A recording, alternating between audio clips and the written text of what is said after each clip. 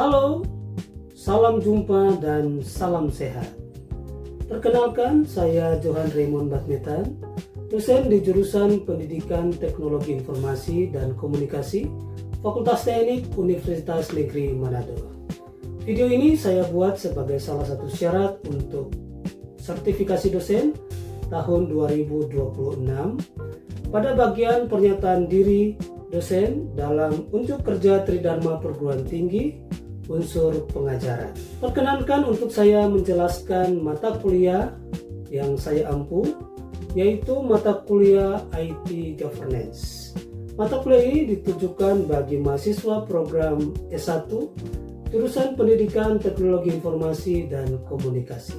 Mata kuliah IT Governance membahas konsep, kerangka kerja, standar, dan praktek baik yang digunakan di dalam tata kelola teknologi informasi. Mahasiswa akan mempelajari bagaimana organisasi dapat mengelola sumber daya teknologi informasi agar selaras dengan tujuan dan menjamin akuntabilitas, meningkatkan kinerja, serta mengelola risiko teknologi informasi. Materi mencakup framework COVID, ITIL, dan ISO 38500, manajemen risiko, dan kebijakan keamanan informasi, serta evaluasi dan implementasi tata kelola teknologi informasi. Capaian pembelajaran pada mata kuliah IT Governance dapat saya jelaskan sebagai berikut. Pertama, menjelaskan konsep dasar, prinsip, dan kerangka kerja tata kelola teknologi informasi dalam konteks institusi pendidikan untuk mendukung dan meningkatkan mutu pembelajaran. Yang kedua, menganalisis keselarasan antara strategi teknologi informasi dengan visi, misi, dan tujuan strategis pada lembaga pendidikan. Ketiga, menerapkan prinsip etika profesi, tanggung jawab, dan kejujuran dalam pengelolaan dan pemanfaatan sistem informasi pada institusi pendidikan. Yang keempat, merancang dan mengelola kebijakan teknologi informasi yang mencakup manajemen risiko, keamanan data, dan kepatuhan dalam lingkungan pembelajaran berbasis teknologi informasi. Kelima, mengevaluasi secara kritis dan sistematis berbagai studi kasus terkait dengan isu-isu tata kelola teknologi informasi di sekolah atau masyarakat untuk merumuskan berbagai solusi inovatif dan kolaboratif. Dari berbagai CPMK yang ada, saya turunkan menjadi beberapa sub CPMK, yaitu yang pertama, mengevaluasi secara kritis dan sistematis studi kasus terkait dengan isu-isu tata kelola teknologi informasi baik di sekolah maupun di masyarakat untuk merumuskan satu solusi yang inovatif dan kolaboratif. Yang kedua, mahasiswa mampu membedakan berbagai kerangka kerja IT Governance seperti COVID, ITIL, ISO 38500. Yang ketiga, mahasiswa mampu mengidentifikasi proses penyelarasan strategi teknologi informasi dengan tujuan institusi pendidikan. Yang keempat, mahasiswa mampu menerapkan berbagai konsep pengukuran kinerja dan pencapaian nilai teknologi informasi atau value delivery dalam berbagai studi kasus sederhana. Yang kelima, mampu menganalisis manajemen risiko teknologi informasi, baik identifikasi, asesmen, dan mitigasi dalam operasional pendidikan. Yang keenam, mampu menganalisis dan mengoptimalisasi pengelolaan sumber daya teknologi informasi, baik infrastruktur, aplikasi, data, dan sumber daya manusia yang tersedia pada institusi pendidikan. Yang ketujuh, mampu menguraikan prinsip-prinsip dan etika profesi dan tanggung jawab sosial dalam tata kelola teknologi informasi. Kedelapan, mampu mengevaluasi penerapan kebijakan keamanan data dan privasi pada lembaga pendidikan. Yang kesembilan, mampu merumuskan audit dan kontrol sistem teknologi informasi pada bagian tata kelola teknologi informasi. Kesepuluh, mampu merancang draft kebijakan teknologi informasi untuk sebuah institusi pendidikan. Yang ke-11, mempresentasikan dan mempertahankan hasil rancangan proyek kebijakan tata kelola teknologi informasi secara kolaboratif. Beberapa topik pembahasan yang akan dibahas pada mata kuliah ini seperti pengantar IT governance, konsep, tujuan, dan manfaat teknologi informasi pada institusi pendidikan. Yang kedua, IT governance dan IT management, dan bagaimana membandingkan kedua bagian ini. Yang ketiga, prinsip, dasar, dan tata kelola teknologi informasi. Yang keempat, materi tentang COVID, konsep, dan domain. Yang kelima, framework ITIL dan ISO 38500. Yang keenam adalah stakeholder dalam tata kelola teknologi informasi. Ketujuh, studi kasus tata kelola teknologi informasi di organisasi, terutama organisasi pendidikan. Yang sembilan, melakukan praktik perancangan pada tata kelola teknologi informasi secara sederhana. 10, kita melakukan analisis manajemen risiko tata kelola teknologi informasi. Yang ke-11, melakukan analisis kebijakan teknologi informasi di dalam sebuah institusi pendidikan. Ke-12, melakukan dan mengimplementasikan best practice pada berbagai institusi pendidikan. Ke-13, melakukan evaluasi terhadap efektivitas tata kelola teknologi informasi. Yang ke-15, melakukan analisis peran teknologi informasi dan komunikasi di era digital ini. Beberapa referensi yang akan digunakan, saya menggunakan berbagai referensi baik di dalam dan luar negeri, terutama yang paling terbaru di bidang tata kelola teknologi seperti Graham Bengen dan Stephen B. Hayes dalam bukunya tahun 2009 tentang Enterprise Governance and Information Technology, Achieving Strategic Alignment and Value yang diterbitkan oleh Springer. Kemudian buku Isaka tentang COVID 2019 Framework Governance and Management Objective yang diterbitkan oleh Isaka. Kemudian buku yang diterbitkan oleh IT Government Institute tahun 2003 dengan judul Boarding Briefing on IT Governance. Kemudian buku dari Van Grimbergen tahun 2015 dengan judul Enterprise Government of Information Technology, Achieving Alignment and Value yang diterbitkan oleh Springer. Kemudian buku Information Technology, Government of IT for the Organization, ISO 38500. Kemudian buku Gardner tahun 2019 dengan judul IT Government, Implementing Frameworks and Standards for the Corporate Governance of IT. Kemudian buku yang diterbitkan oleh Isaka tahun 2012 dengan judul COVID-5, Business Framework for the Government and Management of Enterprise IT. Kemudian beberapa referensi pendukung lainnya seperti buku yang diterbitkan oleh IT Governance Institute tahun 2007 tentang COVID 4.1. Kemudian IT Governance Institute tahun 2008 dengan judul Enterprise Value, Governance of IT Investment, Default IT Framework 2.0. Itulah beberapa referensi yang akan saya gunakan pada mata kuliah ini. Pada proses pembelajaran, saya menggunakan metode pembelajaran Project Based Learning pada mata kuliah IT Governance, di mana setiap mahasiswa akan mengerjakan proyek pada mata kuliah ini dan dikerjakan secara berkelompok. Mahasiswa aktif dalam pembelajaran dan di akhir perkuliahan, mahasiswa akan mempresentasikan proyek akhir yang mereka kerjakan dan dibuat secara berkelompok. Jumlah tatap muka yang akan saya lakukan pada mata kuliah ini dan sudah dikerjakan pada semester sebelumnya terdiri dari 16 kali tatap muka, yaitu 14 kali pertemuan tatap muka secara langsung di kelas, 1 kali pertemuan untuk ujian tengah semester, dan 1 kali pertemuan untuk ujian akhir semester.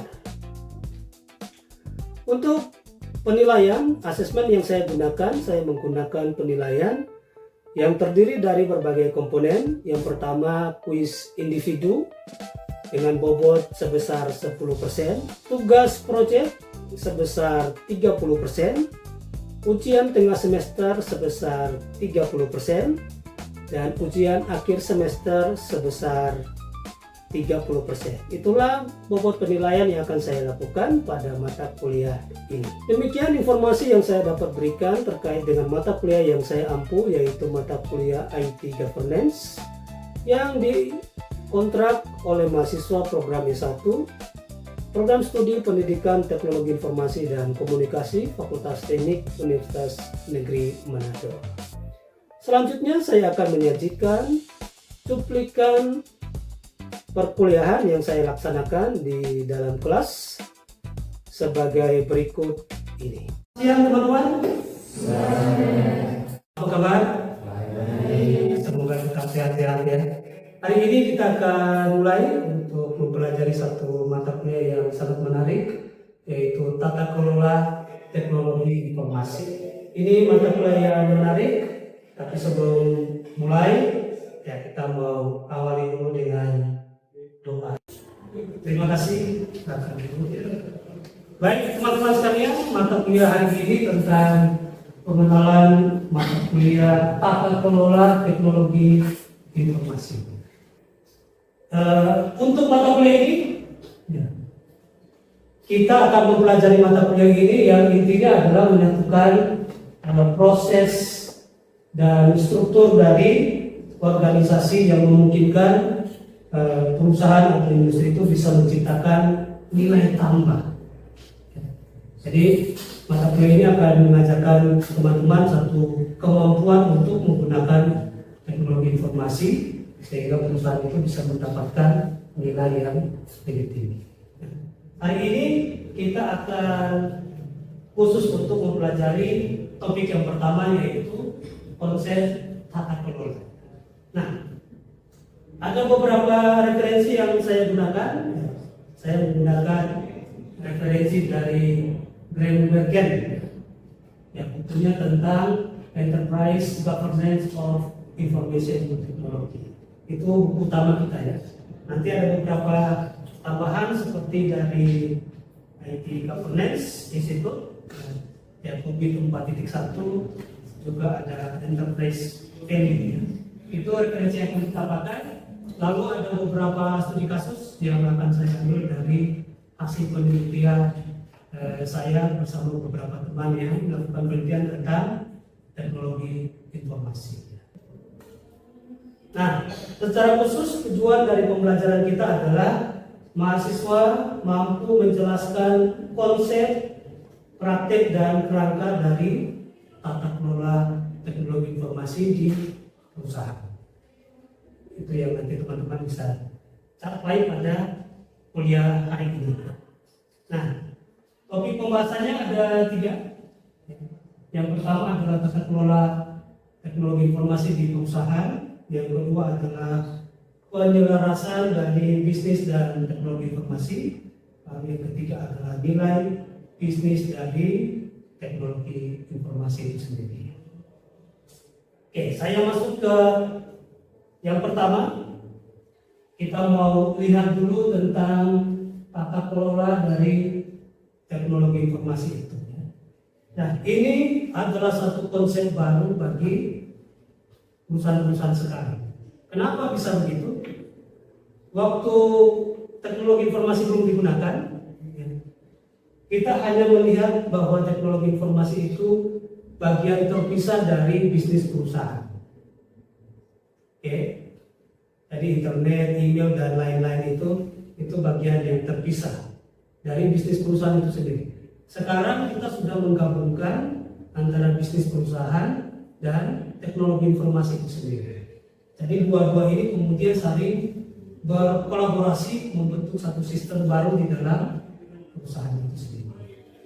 Jadi tata kelola teknologi informasi di perusahaan akan menyediakan berbagai proses, struktur, dan mekanisme relasi yang ada di perusahaan itu sehingga memungkinkan orang-orang yang ada di perusahaan bisa menjalankan tanggung jawabnya dengan sangat baik sehingga selaras antara tujuan perusahaan dan teknologi informasi yang digunakan. Nah, ada pertanyaan, mengapa kita perlu teknologi informasi perlu dikelola? Oke. Jawabannya adalah yang pertama, kita harus menghitung soal kebutuhan di dalam perusahaan itu sendiri. Nah, kebutuhan perusahaan kan ada banyak ya, tapi intinya selalu ada dua hal, yaitu perusahaan harus profit dan efektif. Efektif artinya bisa menggunakan sumber daya secara bagus sehingga perusahaan makin hari makin maju. Oke. Terus ada resikonya. Memang menggunakan teknologi informasi ada resiko teknologi, yaitu resiko pada ancaman dari eksternal. Ancamannya seperti apa? Misalnya cybercrime, ya, misalnya hacking atau sistemnya diambil oleh orang lain sehingga sistemnya tidak dapat berfungsi, atau bisa juga penyalahgunaan ya, data-data yang ada, misalnya pencurian identitas sehingga data-data pengguna menjadi disalahgunakan. Itu resiko ya. Nah, sehingga waktu kita menggunakan teknologi informasi, kita juga harus berhitung tentang risiko yang akan dihadapi oleh perusahaan untuk menggunakan teknologi informasi. Tapi mau tidak mau perusahaan harus menggunakan. Zaman sekarang sangat sulit menemukan perusahaan itu manual. Sangat jarang ya. Hampir semua perusahaan sekarang menggunakan teknologi informasi untuk aktivitas bisnis perusahaan. Nah, prinsip dari tata kelola teknologi ada 6. Yang pertama adalah responsibility, tanggung jawab. Kemudian yang kedua berkaitan dengan strategi. Strategi ini berarti bagaimana perusahaan menyusun cara-cara tertentu supaya tujuan tadi bisa tercapai. Lalu yang ketiga adalah acquisition. Acquisition ini apa maksudnya? Nanti sebentar kita akan lihat ya. Kemudian ada performance ya. Performance berkaitan dengan kinerja perusahaan itu sendiri, makin bagus atau makin menurun. Kemudian conformance, dan yang terakhir adalah human behavior. Human behavior itu tentang perilaku dari para pengguna itu sendiri. Nah, itu yang tadi saya sebut sebagai tingkat kepuasan. Makin orang senang, berarti perusahaannya makin bagus ya, tingkat kepercayaannya makin meningkat. Dua hal yang penting yaitu proses manajemen yang fokus pada pasokan dan layanan. Yang kedua adalah tata kelola teknologi informasi di perusahaan itu yang terbagi atas dua, yaitu internal dan eksternal. Begitu ya. Nah, kalau saya gambarkan ya, nanti kira-kira bentuknya seperti ini ya. Di paling atas, struktur paling atas adalah board. Board ini pemimpin perusahaan. Berarti yang tadi direktur itu ya. Kalau kampus kita berarti rektor. Terus eksekutif komite berarti yang berkaitan dengan manajemen yang menjalankan perusahaan. Kalau di kampus kita berarti level kedua ya, berarti yang dekan. Nanti di bagian bawah baru ada komponen-komponen yang mendukung perusahaan itu sendiri, yaitu ada 6 ya. Aset human maksudnya sumber daya manusia sebagai aset utama perusahaan. Terus yang kedua adalah penyelarasan bisnis dan IT. Nah, ini materi yang kedua ya. Tadi konsepnya sudah ya. Nah, ini karena tadi saya sebut ya, tadi ada bisnis, ada IT, terus dua-dua ini harus jalan sama-sama. Masalahnya sinkron apa tidak? Ya toh? Kalau tidak sinkron, perusahaannya bisa rugi. Sebaiknya sistem IT sinkron dengan sistem bisnis, jadi jalan sama-sama. Nah, ini topik yang akan membahas bagaimana melakukan penyelarasan atau sinkron antara IT dengan bisnis. supaya bisnis bisa jalan, maka kita bisa menyebutnya sebagai penyelarasan bisnis dan teknologi. Itu diperlukan antara teknologi informasi dan bisnis itu sendiri. Kalau kita gambar, di sebelah kanan itu adalah bisnisnya, di sebelah kanan. Terus bagian kirinya adalah IT-nya, proses IT. Berarti di tengah-tengah itulah penggabungan antara IT dan bisnis. Kenapa tujuan akhir mesti bisnis? Karena kita mesti ingat bahwa inti dari perusahaan itu adalah bisnis itu sendiri. Perusahaan kalau rugi kan ya jadi nggak berguna itu IT.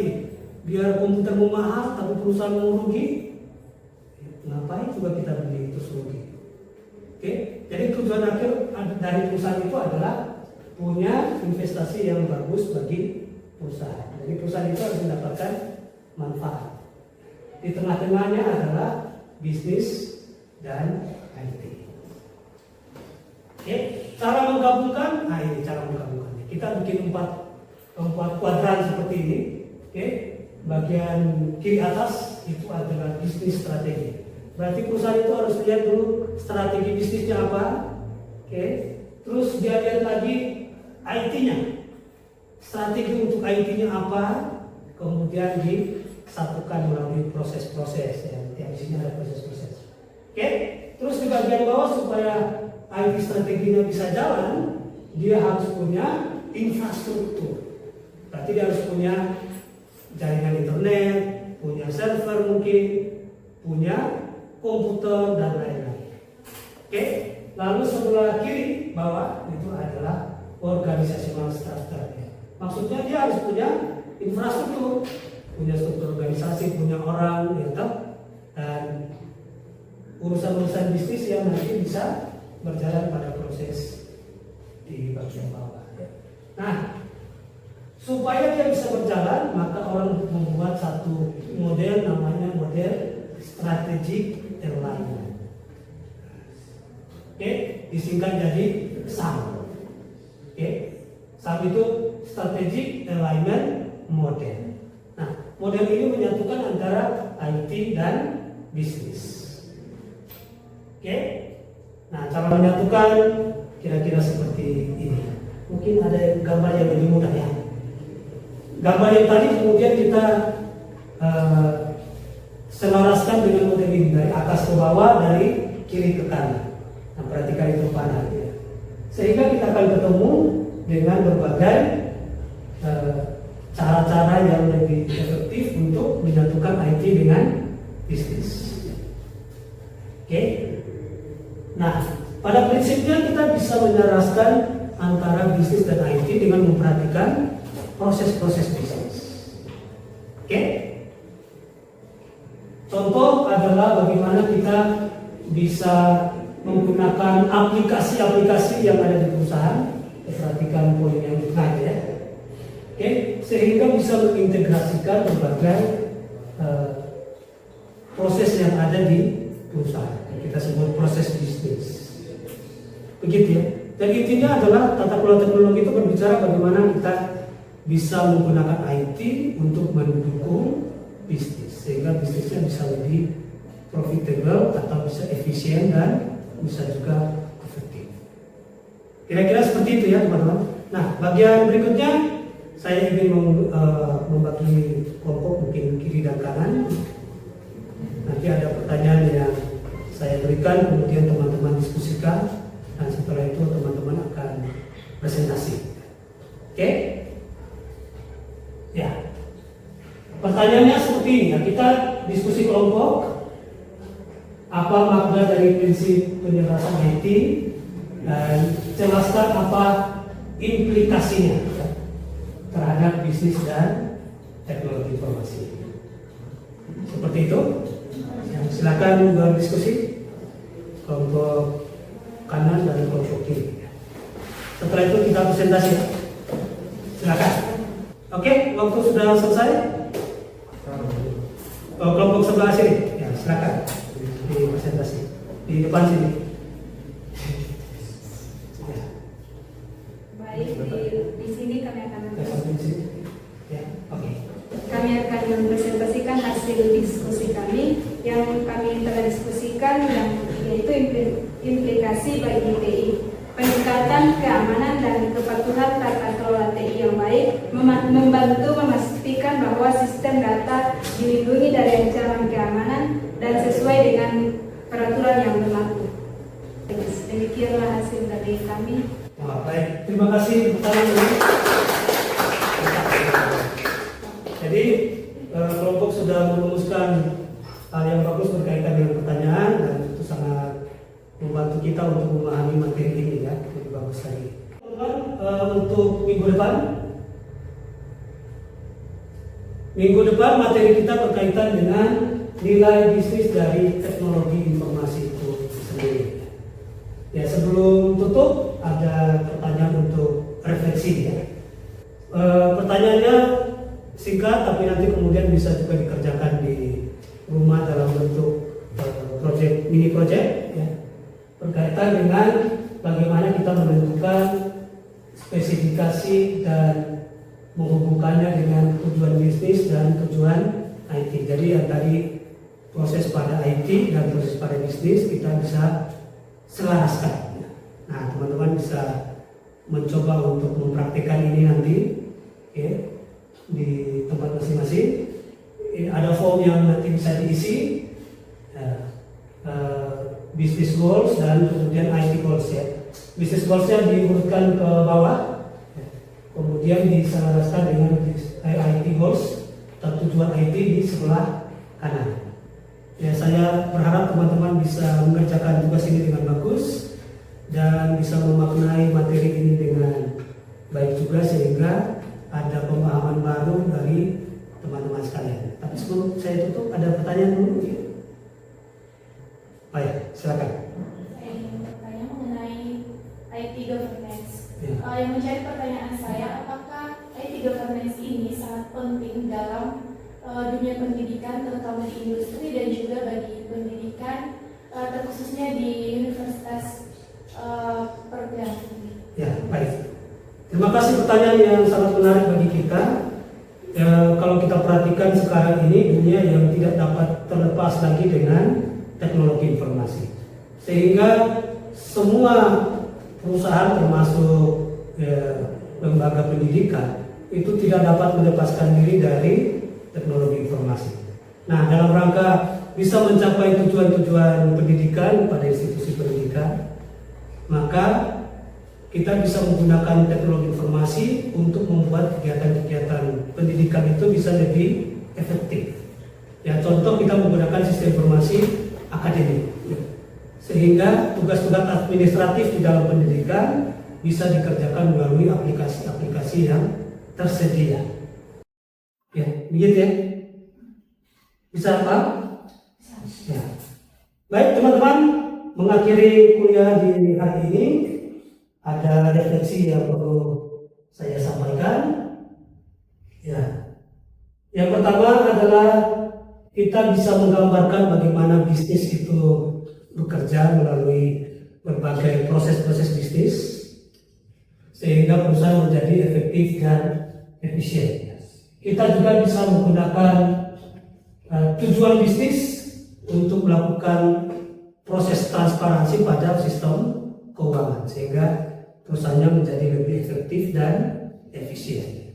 Nah, semoga kuliah kita di hari ini bisa membantu teman-teman untuk memahami mata kuliah kita dengan bagus dan bisa punya pengetahuan yang baik. Waktu lulus dari sini kita punya kompetensi yang memadai untuk memasuki dunia kerja.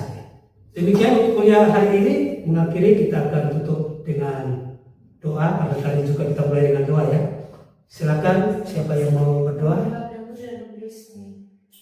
Terima kasih. Demikian kuliah kita pada siang hari ini.